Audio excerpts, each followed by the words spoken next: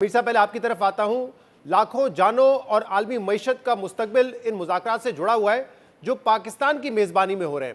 آپ کو کیا لگتا ہے کتنا اہم اور ضروری ہے ان مذاکرات کا کامیاب ہونا؟ دیکھیں، جب بھی دنیا کے کسی بھی حصے میں کسی بھی قسم کے امن مذاکرات شروع ہوتے ہیں تو ان کا کامیاب ہونا بہت ضروری ہوتا ہے، اور اسی طرح ان مذاکرات کا کامیاب ہونا بھی بہت ضروری ہے.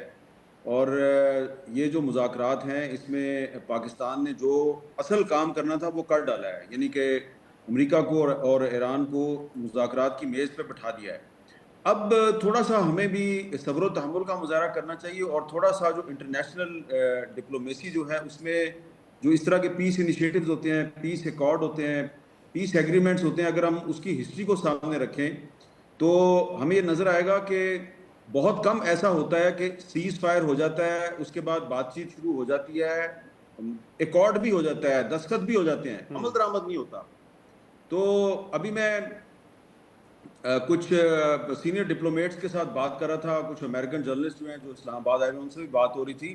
تو ایک سینئر ڈپلومیٹ جو ہیں انہوں نے مجھے ایک رپورٹ دکھائی جو کہ انہی مذاکرات کے حوالے سے تیار کی گئی ہے بیک گراؤنڈ بریفنگ کے طور پہ. تو جو کہ انہوں نے اپنی حکومت کو یعنی کہ پاکستانی حکومت کو دی. تو وہ بڑی انٹرسٹنگ تھی. اس میں یہ تھا کہ 1990 کے بعد سے لے کے اب تک 2026 کے اپریل تک تقریباً 2145 جو ہے نا پیس ایکارڈز ہوئے ہیں. مذاکرات کے نتیجے میں تقریباً 2000 سے زیادہ جو ہے نا ایکارڈز ہو چکے ہیں صرف یہ 1990 کے بعد سے.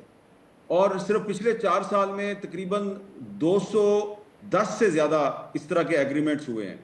لیکن یہ جتنے بھی تھے یعنی کہ 2145 جو پیس ایکارڈز ہوئے ہیں پچھلے 20-25 سال کے دوران، اس میں سے صرف 6% جو پیس ایگریمنٹس تھے وہ امپلیمنٹ ہوا یا ان کا کوئی پازیٹیو رزلٹ نکلا. اور اس میں جو لاسٹ بڑا ایگریمنٹ تھا جو سیز فائر کے بعد ایک پیس ایکارڈ ہوا تھا لاسٹ، وہ پچھلے سال غزہ ایکارڈ ہوا تھا سیز فائر کے بعد اکتوبر میں شرم الشیخ میں. آپ کو یاد ہے نا کہ امریکہ بھی تھا اس میں، وہاں پہ ایجپٹ بھی تھا، قطر بھی تھا، اور پھر اس کے بعد اناؤنسمنٹ کے موقع پہ پاکستان کو بھی بلا لیا گیا تھا. اور اس کی اب تک پچھلے کچھ مہینوں میں اسرائیل جو ہے وہ 2000 سے زیادہ مرتبہ خلاف ورزی کر چکا ہے. تو اس آپ تھوڑی سی جو شارٹ ہسٹری ہے اس کو سامنے رکھیں تو یہ جو اس وقت اسلام آباد میں امن مذاکرات چل رہے ہیں یہ کسی اچھے نتیجے پہ ضرور پہنچ سکتے ہیں.